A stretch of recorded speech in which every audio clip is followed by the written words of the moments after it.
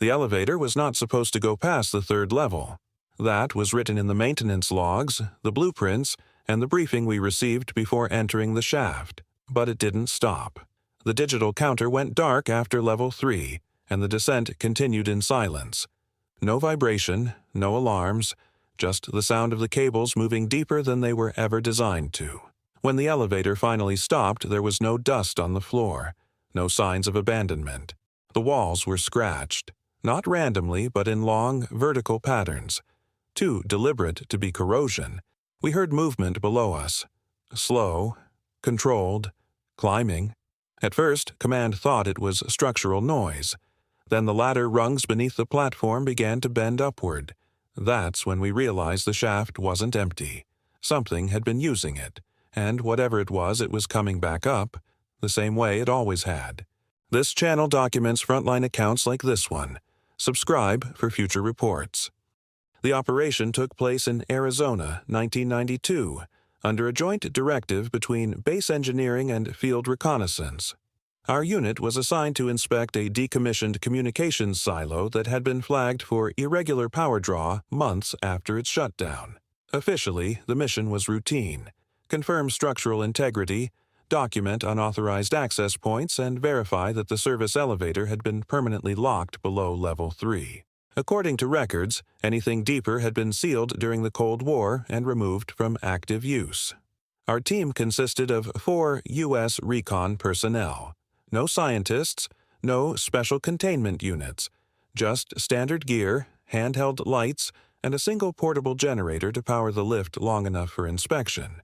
The shaft itself was narrow, industrial, and older than the base surrounding it. No warning signs.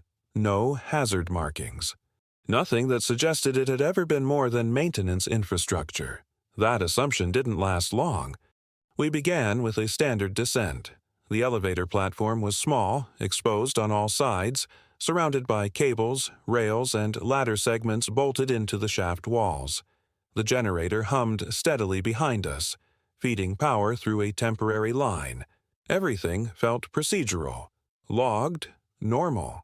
At level 1, nothing stood out. Bare concrete, old paint, no debris. At level 2, the air temperature dropped slightly, not enough to trigger alarms, but enough to be noticeable through gloves. One of the men mentioned it over comms. Command acknowledged and told us to continue. Level 3 was where the counter should have stopped. Instead, the indicator went blank. The platform continued downward at the same controlled speed. No acceleration, no mechanical strain, just continued descent. We waited for the emergency cutoff. It never engaged. After roughly 30 seconds, the cables slowed and the platform stopped on its own. We were lower than any level shown on the schematics. There was no signage, no floor number, no dust. That was the first thing that bothered me. Unused spaces always collect dust, even sealed ones. But the concrete floor beneath the platform was clean, not polished, just recently disturbed. The walls around us showed long vertical markings, evenly spaced, running parallel to the rails. They weren't scratches from tools. There was no metal scoring, no chipped paint. They looked worn smooth. We dismounted and checked the immediate area. The shaft extended downward beyond our lights, disappearing into gray depth. The ladder rungs beneath the platform were intact, but several were bent upward, as if weight had been applied from below rather than above. That didn't make sense. One of the soldiers ran his glove along the inside of a rail and pulled his hand back. The metal was warm. Not hot, just warmer than the surrounding structure.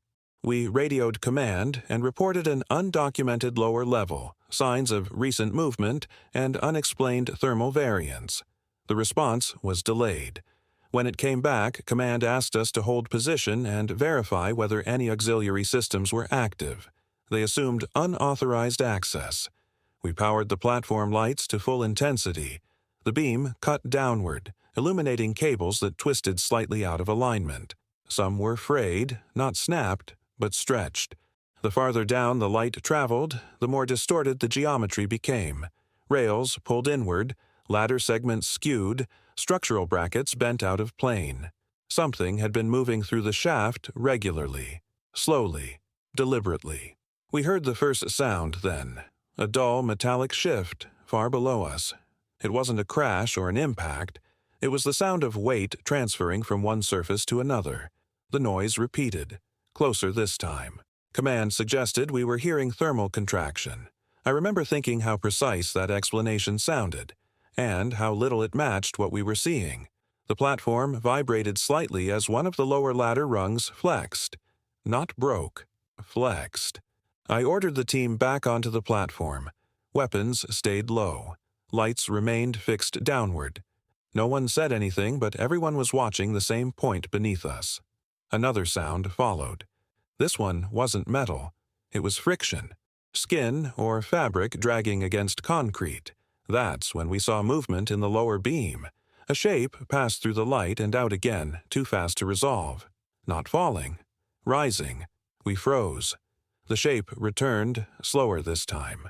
An arm emerged into the light, elongated, pale, jointed in a way that looked almost human until you realized the proportions were wrong.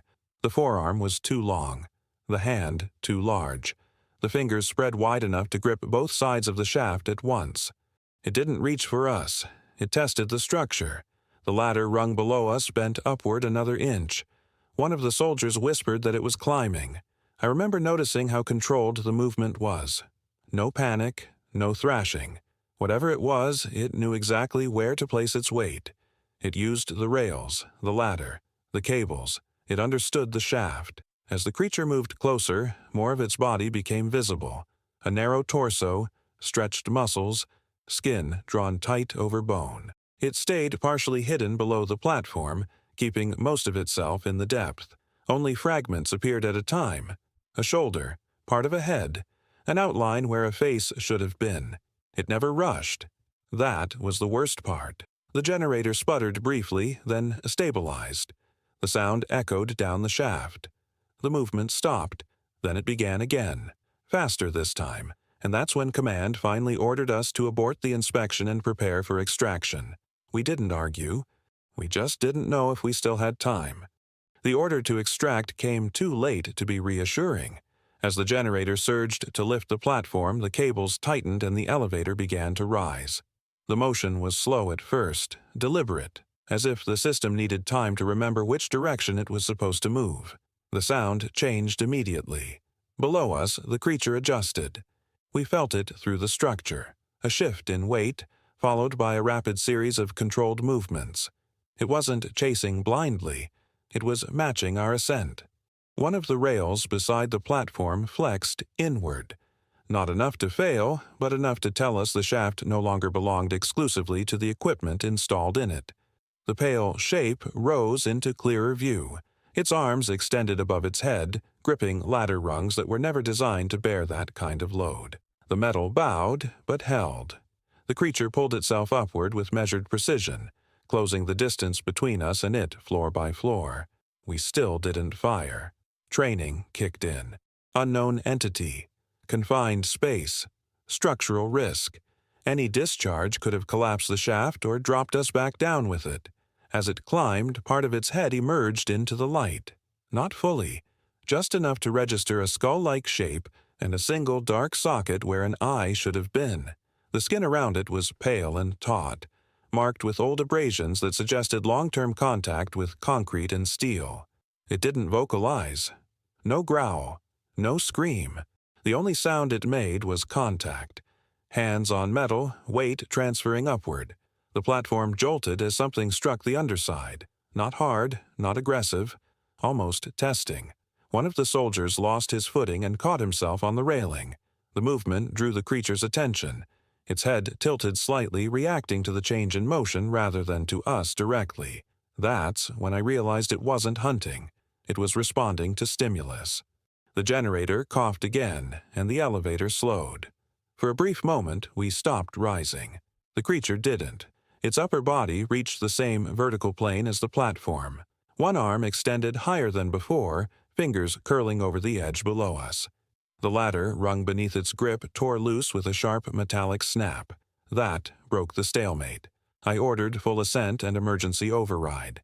The cables screamed as the system complied, lifting us faster than it should have been able to. The creature hesitated. Not in confusion, in calculation. Then it released its grip and dropped back down into the shaft, disappearing into the depth as quickly as it had come. We never saw it reach the bottom. The shaft went silent again, and that silence felt intentional. We reached the surface level in silence. No one spoke until the platform locked into place and the generator was shut down. Even then, it took a moment before anyone moved, as if stepping off the elevator would somehow bring the thing up with us. Base security met us at the shaft entrance. We gave a compressed report. Undocumented lower levels, structural deformation, unknown entity, aborted mission. No speculation, just observable facts. Within an hour, the silo was sealed. Power to the elevator was cut permanently. The generator was confiscated. Our equipment was taken for inspection, then logged as contaminated and removed from service. We were each separated and debriefed individually. The questions were repetitive. Had we fired? Had it made vocalizations? Had it reached the platform? Each answer was recorded, cross-checked, and followed by a pause that felt longer than necessary. Medical cleared us with no physical injuries, no chemical exposure, no radiation. But sleep wasn't discussed, and neither was what we'd seen. The official report classified the incident as a structural anomaly caused by undocumented Cold War infrastructure. No mention of movement. No mention of climbing. 2 weeks later, I noticed changes around the base.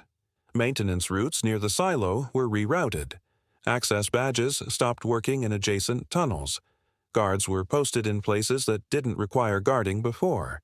The shaft was listed as inactive. The lower levels were listed as non-existent.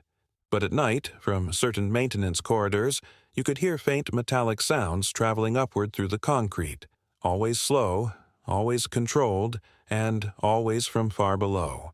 The case was archived under structural review and never reopened. No follow-up inspections were authorized. No sensors were installed. The silo remained sealed and officially inactive. What stays with me isn't what we saw, but how precisely it reacted. To sound, to movement, to power. It wasn't trapped, it was contained by choice. That shaft was never empty. It was in use. And if something like that can adapt to our systems, understand our structures, and wait below the levels we claim don't exist, then containment isn't a wall or a seal.